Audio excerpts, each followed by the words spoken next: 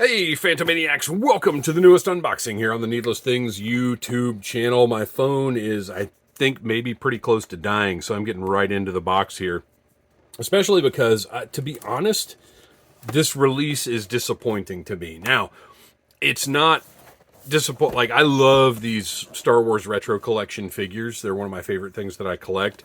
It seems to have gotten... I'm not interested in the new media stuff anymore. But anything from prior to Revenge of the Sith, or up to and including Revenge of the Sith, I do want to have, because I just find them so charming and fun.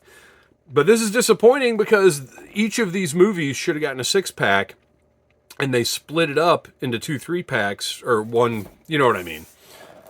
And I feel like we're lacking for characters with these two. I don't quite understand why this decision was made. I would assume it's maybe the Phantom Menace set didn't do very well. I don't know. I got it and I love it. So I don't know what the problem is. But yeah, very, very disappointing. I do like the character images on there. Just very disappointing that, you know, we've got 2 movies that each deserve at least 6 figures, but more really, because no matter how you feel about the prequels, there were so many good characters that deserve figures. So we'll start with Attack of the Clones, since that came first, and I'm kind of just gonna move right through these because they're simple little figures, and as much as I love them, there's not a ton to talk about. One thing I will discuss is how much I dislike this gigantic retro sticker on here, especially right on top of the character. Like, come on. This is just... And it's a sticker. Like, what poor decision-making was involved with this? I never had an issue with the fake wear on these because the whole point is that they're retro style. It's a gimmick, right? It's a gimmick thing. It's fine. On the back, it is disappointing that we don't have a cross-sell. It especially doesn't make sense since these are fixed waves, and for the most part, so many of them are coming boxed together. Like, just put the cross-sell art on there. Padme looks really good. This is, of course, her arena fight look prior to getting her shirt crop-topped. I don't save any of these cards or anything. I don't know who has space for that. And you might say, well, it's just a card back. How much space does it take up? And well, when you've been collecting toys for 48 years, guess how many card backs that would be? Oh, this is great. This feels legit. I guess we should zoom in. Let's do a super zoom in since it's such a tiny figure. Great little Naboo blaster. Looks awesome. We'll see how well she holds it in a minute. And then the figure itself, soft goods look appropriate to the... You know, if these had come out in the 80s, which, yes, I know it doesn't make sense because these movies came out in the 90s and on. Well, this was 2002, but whatever. I think this looks like a Padme figure potentially would have looked in 1985. I like it. Face looks as good as it needs to look. Proportions are great. Maybe 4 is too much. There we go. That's a great little figure. Little soft goods cape there.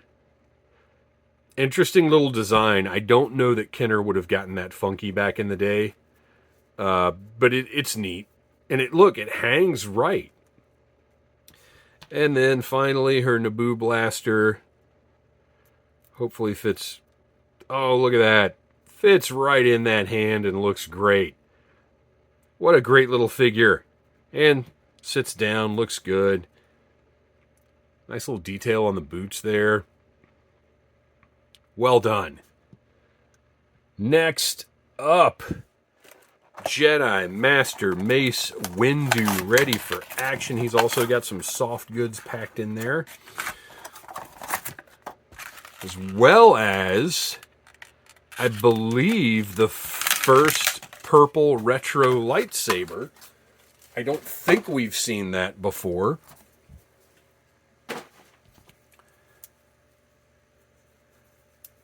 Nice thick robe, feels very, 1983 Luke Return of the Jedi, and engineered nicely so it can sit up on his head and look pretty good. For this scale, I think that's a achievement worth mentioning. Yeah, very, very much like Luke's Jedi robe. I dig it. Well done. And the fabric, like Padme's, the fabric feels legit. Get the little lightsaber that is just the classically styled lightsaber. I remember as a kid how thrilled I was when we got the lightsabers in Empire that were separate pieces and didn't slide out of their arm. I never liked the slide out of the arm lightsaber. It was such a big deal when we got the separate pieces. Figure itself, it looks more like Damon Wayans than it does Sam Jackson, but that's okay. I can live with that. I wouldn't mind Jedi Damon Wayans. Sculpt looks pretty good. It looks a little sharper than I think some of these sculpts tend to, which I like. I don't know if I'll display him with the robe. Yeah, I'll display him with a robe. I know I will. But probably hood down.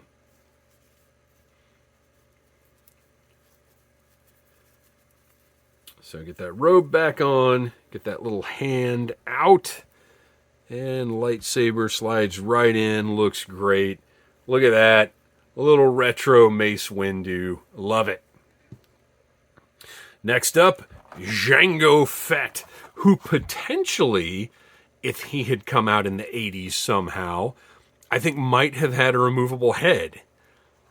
I could almost see that, like a little, I don't know about a magnet, but maybe a way for his head to come off. He does have the two blasters, which is a nice touch. Ooh, his bubble was coming off. I'm glad I'm not keeping these mint on card. But to me, that would defeat the whole purpose of this line. Because the whole point is that, to me, these are delightful, fun toys. So to keep them carded wouldn't make sense. No, his head is not in any way removable. But this is, look, it's a retro Mando.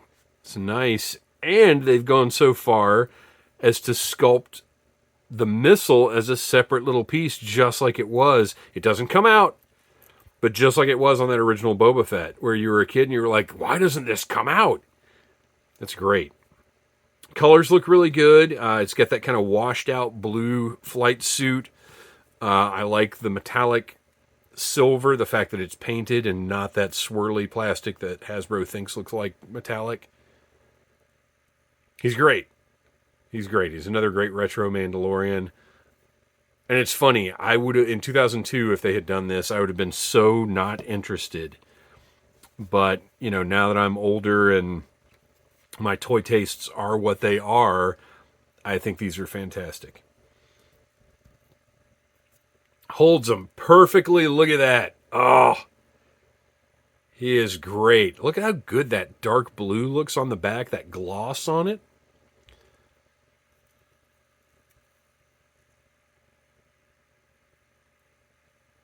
He looks really good. He's not the most, I don't know how to put it. He's not the most visually exciting because his color palette is a little limited, but at the same time, what they've done with that limited palette is so fun. Looks great. All right, moving on to Revenge of the Sith. General Grievous, who, could have, just weird, the decisions that they make. Oh, interesting. So I had no idea what his arms were going to look like. Oh, his lightsabers are all bent up from being in the package. That's disappointing. I'll have to heat those up and straighten them out. That's stupid. Huh.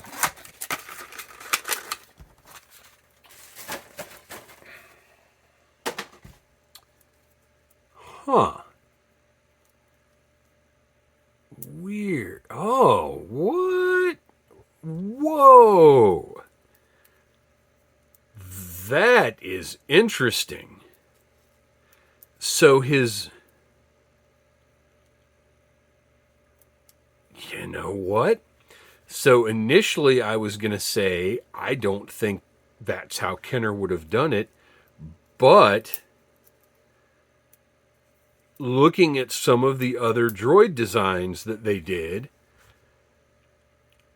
I think there's a distinct possibility that's exactly how Kenner would have done it, with no forward back pivot, but focusing on that. I think it's very possible that's what they would have come up with. I love that. That is some interesting. Now, the problem is he can't, well, yeah, he can sit down. He's just got to do it a little weird. Wow. That is very, very cool. I love that. I fully expected him just to have, his regular arms that moved like regular 5 POA arms. I didn't expect... Not only did I not expect innovation, I didn't expect innovation that felt like it could potentially be something Kenner would do. And to me, this does feel very... if you consider... what is that? Is it a medic droid? You know what I'm talking about. The one, the silver one with the white arms that pop out. And like some of the interesting articulation they did for different things. This feels like it could have been.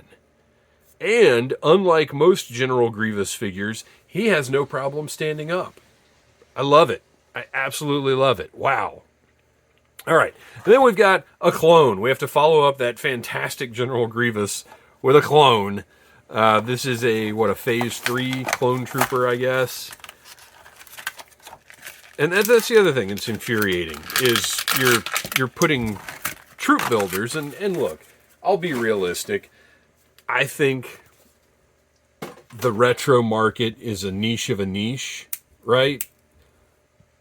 Like there are probably, well, I know from seeing online, people just think these retros are the dumbest thing in the world, and they don't understand why anybody would buy them. But to put a troop builder in a 6-pack, which they've done before, I don't get it. I really don't get it.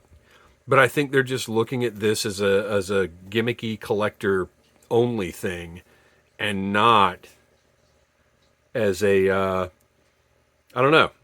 It's interesting, but I would absolutely buy multiples of troop builders that they've done. I would have lots of stormtroopers if that had been a possibility. Well, I guess it was. Oh, I do. I've got a few stormtroopers. They were kind of hard to find. All right. Clone Trooper looks great. Sits down. The black and white, very striking. That's always going to be a great look.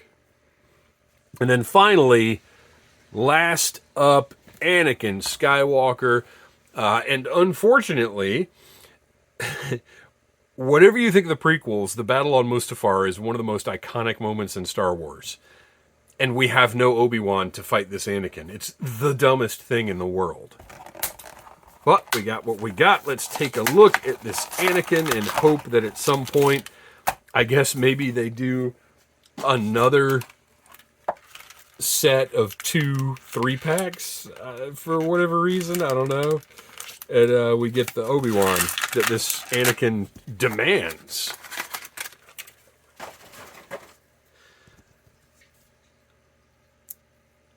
This one looks really, really 1983 to 5 to me.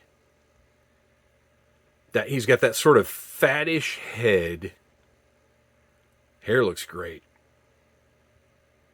Gear looks great. This he feels very authentic to me.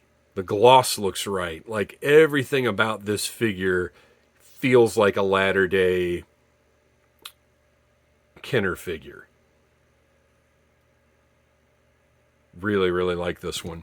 He's of course got the lightsaber in blue. Slides right into that hand, and you've got a great Anakin Skywalker. And again, You know, I guess I could say this about all the retro figures. Unlike many 3 3/4 inch releases, has no problem standing up or sitting down. So there you go.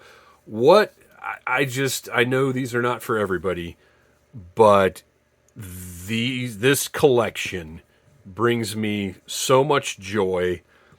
They're so fun looking at the aesthetics and just kind of thinking, is this what the Kenner version would look like? It's just a great collection, and every time I walk by the shelves that I've got these on, it puts a smile on my face. And isn't that what toys are all about? Yeah, I think it is. So there you go. I think this is sold out. I know at one point, just because of how my funding came together, I was thinking about canceling this because I had it pre-ordered. I was thinking about canceling it and going back for it later. But I always double check, and it was sold out. So I was like, well, I guess I better keep this one then. So I don't know if it is going to come back into stock or what, or if it did or whatever. But I've got it, and I'm delighted to have it. I just wish there were twice as many. I wish each movie had gotten 6 figures. But thank you for watching. Please like, subscribe, share, tell your friends about Needless Things. And until next time, buy what you like. And may the Force be with you. Smash that like button if you like Needless Things.